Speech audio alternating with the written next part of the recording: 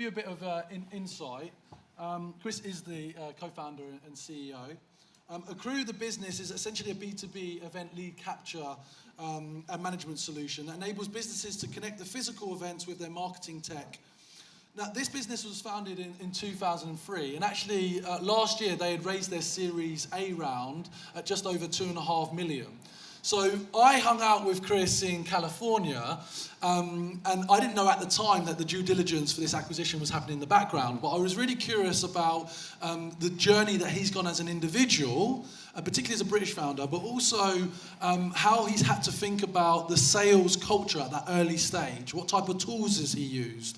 What's he need to leverage in terms of individuals? And then how has that trajectory changed now that he's part of a larger organisation that's aiming for unicorn status? So Chris, maybe you can just give us a little bit of the backstory of how you kind of got here. Well, thanks for having me here. So it was actually 2013 when we first launched Akkroo. Originally, like a lot of good things, sort of set up to solve our own internal problem in another company that I co-founded when I was at university back in 2007.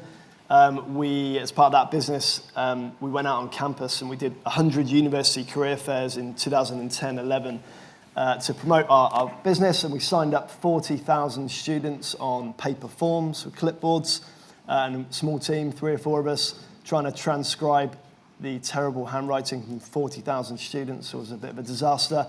So we got back to the office, sat down with our kind of web designer, and we're like, right, we need to build an app. Everyone's building apps. Let's build an app. iPads had just come out, so 2010-11.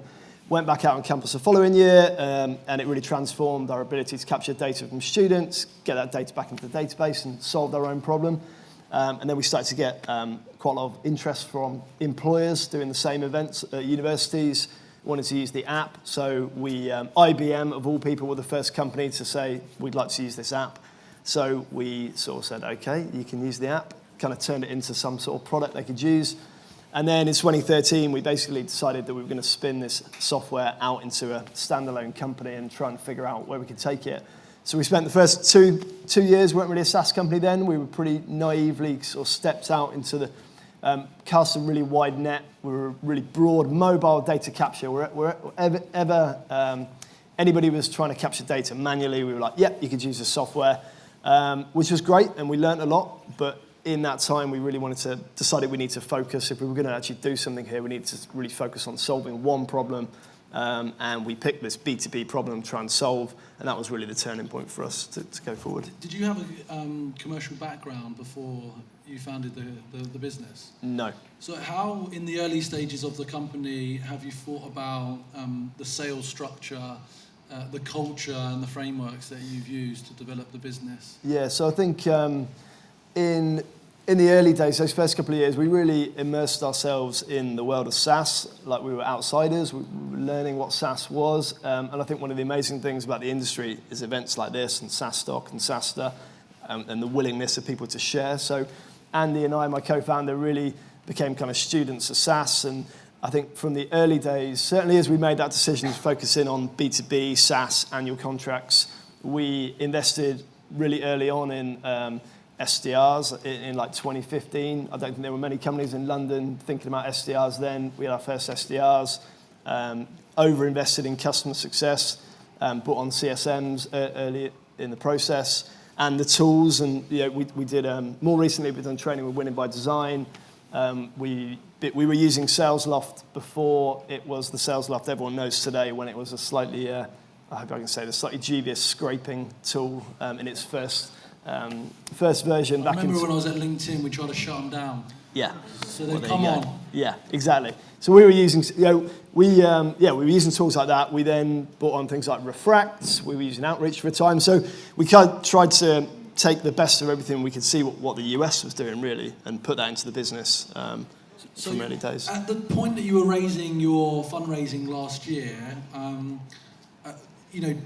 I guess you weren't looking at an acquisition offer coming your way, and I'm kind of keen for you to share, like, what is that experience like? Because I think some of the attractiveness of being in this industry is that we're a part of companies that are hyper growth. They're incredible success stories. They look great on our CV. It's great to be part of that experience. But as a founder, you're probably dreaming about this, have been dreaming about it, or maybe not. What was that what that was that experience of discovering that you were a potential acquisition target. Yeah. And then just to share some anecdotes from that experience. Yeah, sure. So, yeah, we raised money last summer, not through a sort of traditional VC route, slightly alternative route. So I then got an email, a message on LinkedIn actually from the CEO of Integrate. I hadn't heard of them. There's probably a lot of people in the room who haven't heard of them. They've done an amazing kind of scale up, but very much in the enterprise tech space in the US. So I got this slightly cryptic message from the CEO. And to be honest, because I hadn't heard of Integrate, I almost ignored it. But then I checked out Jeremy Bloom, who's the CEO, and he's the only person who's represented the USA at the Winter Olympics and got drafted in the NFL. So I was like, well, this is pretty cool. I'll have a chat to him about that. So a response on LinkedIn, I guess. Exactly, yeah. So we jumped on a call, and he didn't make his intentions sort of overly clear then. It was very much like they've just raised a Series E. We're looking to expand, looking at partnerships, potentially looking at acquisitions. But we just had a really great call. And actually, Pete, just talking about the hedgehog and the fox, on that very first call, Jeremy was talking about hedgehog and fox mentality. So, and we just, had a great conversation. I was about to go off on paternity leave, so I was like, because he said, can I come over to London like next week? And at which point I was sort of like, okay, this could be interesting. So he came over, we spent some more time together, and then Andy and I flew out to Phoenix in the new year, and it became clear that conversations were moving more towards an acquisition. And this was obviously a lot earlier than we'd planned. We were on our own journey to get to 10 million. We'd done that 0 to 1, with a few million of ARR in, and we were all set on driving ourselves to 10 million. We'd obviously raised that money. But then the conversation became, I think, driven by cultural alignment, which I kind of talk more about, and product alignment. And Andy and I both felt that if we felt good about those two things, and then we could get a deal that works, it would be something we'd want to move forward with. So, we've got this background slide in regards to the alignment. Yeah. Was that a natural synergy from it was obvious that you were in alignment from a cultural perspective, or did you have to kind of hash out and develop new cultural tenets to kind of work through that alignment? And now what's it like post-acquisition? Mm-hmm. How's that impacted the business as well, in terms of how people feel about being part of a company that were on one trajectory, now part of a kind of larger company? Yeah, so on the cultural side, I think one of the things that made it feel right and it felt good was our values that we'd worked hard on and the culture we tried to build in Akkroo. You could pretty much overlay that with the cultural pillars that Integrate had been building in the US, and really they did mesh. You could literally overlay them, so that felt good. Like, we looked at our alignment there. And we've done, since post-acquisition, we have really merged the two together, and this is an amalgamation of our kind of combined values and culture. And then on the I guess the change, really, the switching of tracks is how I've sort of described it. We've gone from it, for the very first talk this morning that Jeremy from New Voice Media gave, on this side of the screen he had the 0 to 10 journey. We were on that, and literally overnight we've gone on to this other side now. We're on how do we turn this into a unicorn business? So that in itself is not without its challenges. Integrate are 250 people in the US, so they haven't acquired companies like this before, certainly not in another country. So we've had to work. We're 3 months in now. All of this is, I think, underpinned by strong cultural alignment. Like, everybody, there's a real willingness to make this work. We don't feel like we've been sort of taken over by this big American company, which is great. And now we're just working really hard on trying to get the teams to align and fit in together, trying to over-communicate, trying to make sure that people from the UK are going to the US and vice versa, and really trying to mesh the teams. Fantastic. Well, it's a real success story. You must feel pretty proud about it. I guess, like, underneath the bonnet, what was it like when you got those multiple zeros, appearing in that email or suggestion? How did that break down? Like, what was the positioning of it? Was it on a kind of handkerchief, this is what we're going to give you, mate?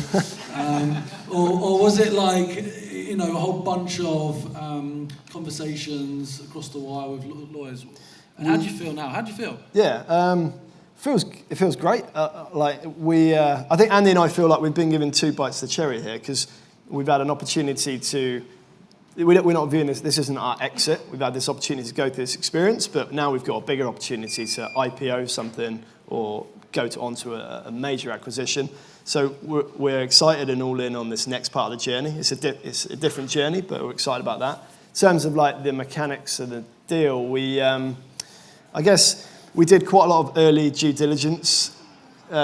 We've always been on top of our numbers and KPIs, so we were actually, because of that trust, it felt okay to sort of share that information quite early on. We were quite open with these are our KPIs and metrics, our ARR, our growth, all those kind of key things. And that was the driver of the deal. So once the sort of products and culture and vision aligned, we then got into the deal. And it was when we went over it to the US, we basically brought it up on screen, like in a spreadsheet of kind of like, right, here's the 2 levers, the valuations on either side. And then we went from there. And some of our investors initially were quite against doing the deal. I think they thought we were sort of bailing out early because an American company had come along. Or they wanted to get a corporate financier in there to like do some hard negotiations with them. But we actually just did it all ourselves because it felt good. So we brought it back and forth on email, moving the numbers around. Andy and I had a number and a kind of place we wanted to get to that we thought was good for us and our investors, so we were able to get there. And it's come off. Yeah. Great. Well, let's have a round of applause for Chris and Akkroo.